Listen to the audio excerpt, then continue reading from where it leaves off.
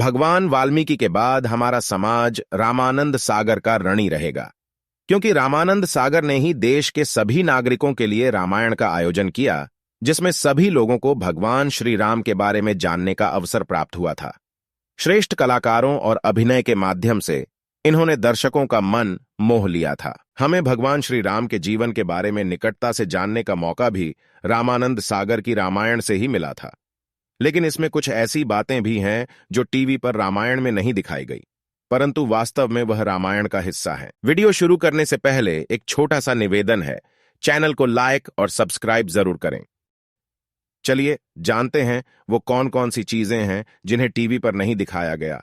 Number 1, भगवान श्री राम की बहन शांता।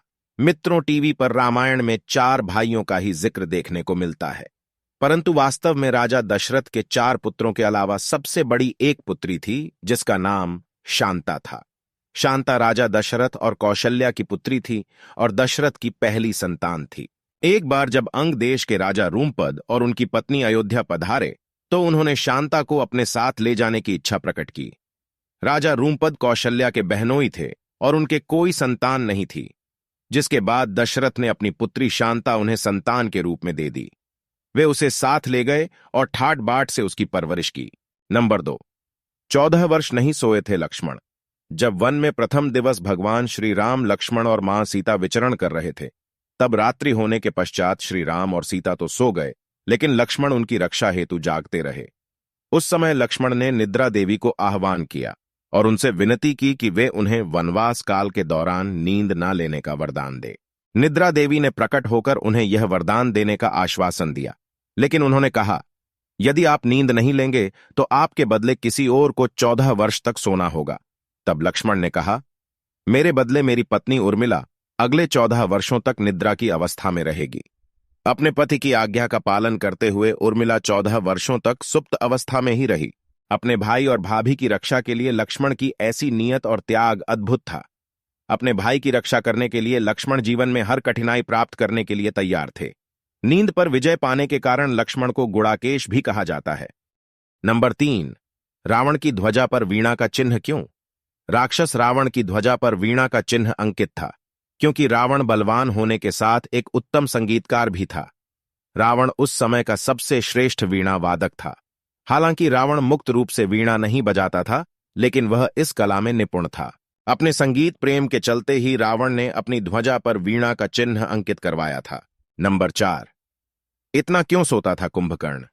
यह तो हम सभी जानते हैं कि रावण का छोटा भाई कुंभकर्ण 6 महीने तो केवल सोता था।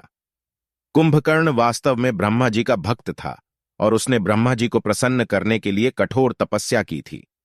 कुंभकर्ण की इच्छा थी कि वह इंद्रासन प्राप्त कर ले। भगवान इंद्र को कुंभकर्ण की इस नियत से भय था।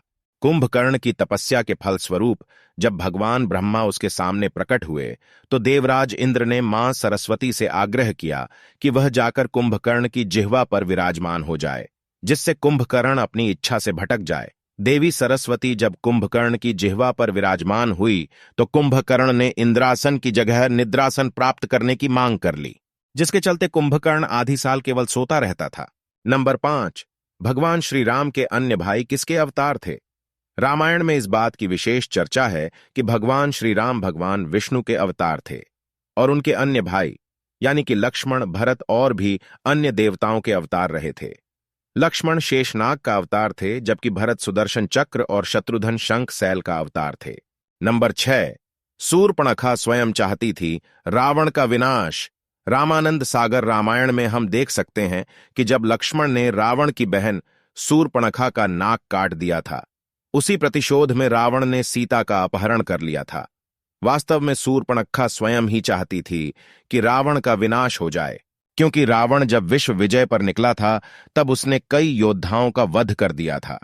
इसी कड़ी में रावण ने शूर्पणखा के पति का भी वध कर दिया था, जिसके चलते शूर्पणखा ने रावण को मन ही मन श्राप दिया कि तेरा विनाश हो जाए। तो दोस्तों, आशा करता हूं यह जानकारी आपको पसंद आई होगी। कमेंट में जय श्री राम लिखना ना भूलें। हर हर महादेव।